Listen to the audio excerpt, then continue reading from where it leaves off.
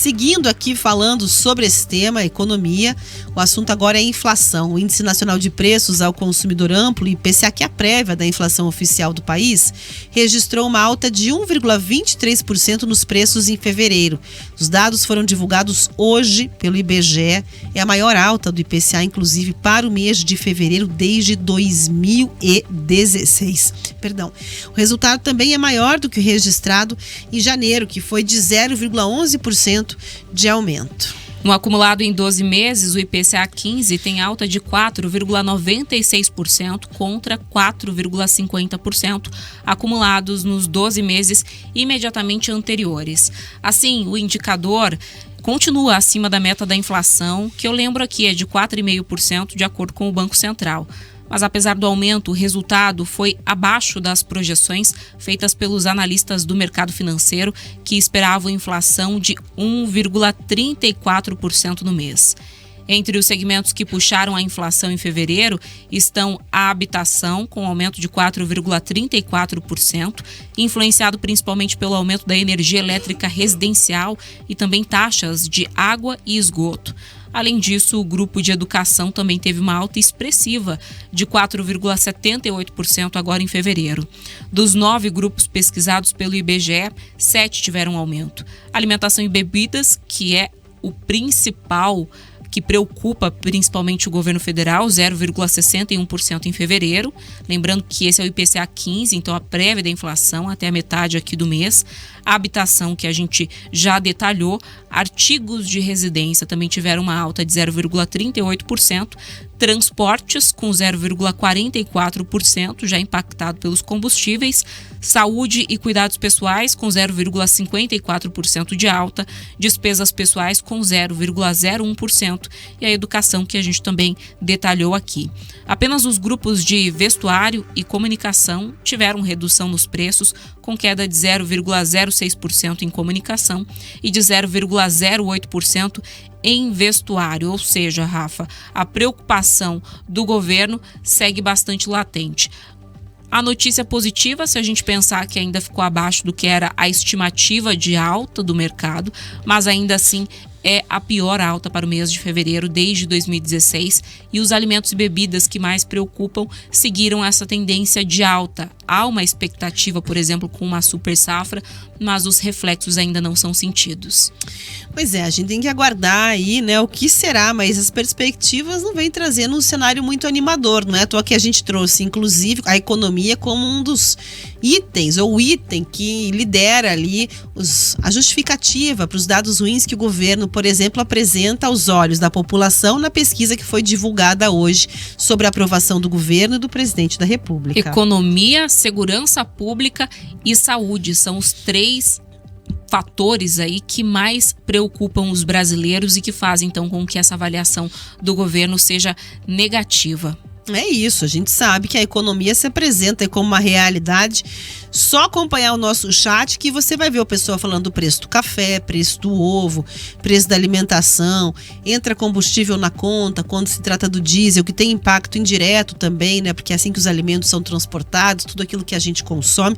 E a promessa do governo, sempre que se fala nessa temática, é de que já entendeu que é um desafio, de que vai buscar ali caminhos para levar suas promessas de campanha a cabo, que as pessoas têm que ter um pouquinho de paciência, porque logo o governo vai mostrar a que vem.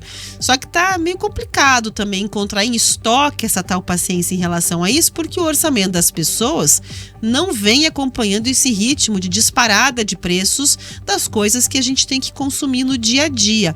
E quando a gente escuta, né, essas promessas e esses compromissos de que a gente vai encontrar muito em breve uma realidade melhor, e isso não aparece, e aí você tem uma nova disparada, e como solução fica a conta para o consumidor buscar alternativas, fazer um boicote ao produto caro, né, uma aula de boicote que o presidente da República nos deu, nesse sentido de pesquisar, de não comprar aquele produto mais caro, fica parecendo que a gente está meio à deriva, patinando ali sem uma solução efetiva. Reconhecer um problema é um passo importante, mas tem que solucionar, né?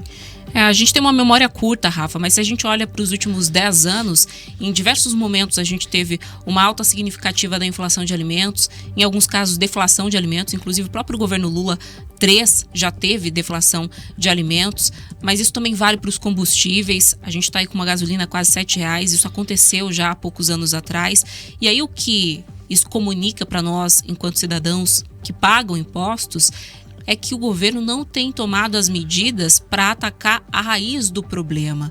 Porque, Rafa, a percepção que se tem é que o governo realmente está esperando São Pedro colaborar com a safra para que a gente possa ter uma super safra e aí, por consequência, por conta da oferta dos produtos, os preços caírem.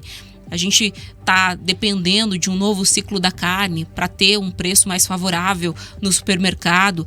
A gente está dependendo da cotação do dólar ou do contexto internacional para que, eventualmente, a gente seja favorecido e os preços por aqui melhorem.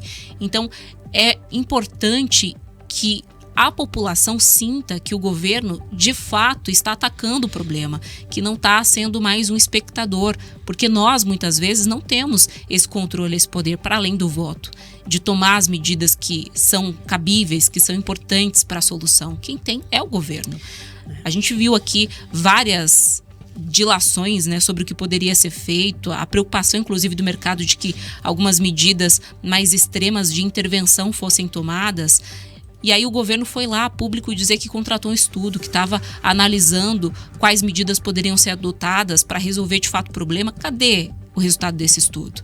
Cadê as medidas técnicas apontadas por quem entende de economia, quem entende desse mercado, para dizer para a gente que, já estamos tomando aqui as medidas cabíveis?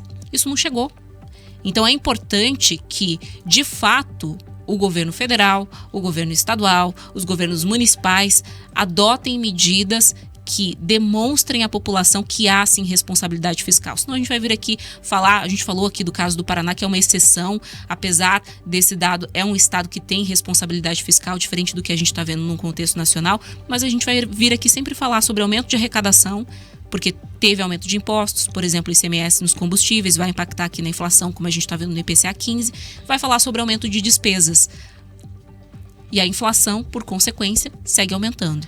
Não, e vale dizer o seguinte, o Brasil, ele já enfrentou momentos complicados, sim, mas a população muitas vezes deu recado nas urnas. Então, a gasolina já custou cara, a economia já teve ruim, o governante que estava à época desesperou para baixar, buscou medidas que foram artificiais com data para essa questão voltar, como a gente viu no Paraná também, questão de pedágio, que abaixou para depois subir de novo, mas a escolha foi por um outro nome quando isso aconteceu. Então, é um recado muito claro para quem tem projeto de reeleição, né, que não adianta só fazer o discurso que muitas vezes acontece da tal herança maldita, e ainda mais se você vai na campanha dizendo que vai trazer uma nova realidade. E aí a gente coloca a mão na consciência, né, Rafa? Porque independente do espectro político, a troca ali de gestão, a gente percebe que as medidas que são realmente necessárias, a política pública que a gente fala, né, a estratégia realmente de conduzir o país para um caminho de desenvolvimento, ela não é adotada. A promessa existe, mas e a solução efetiva?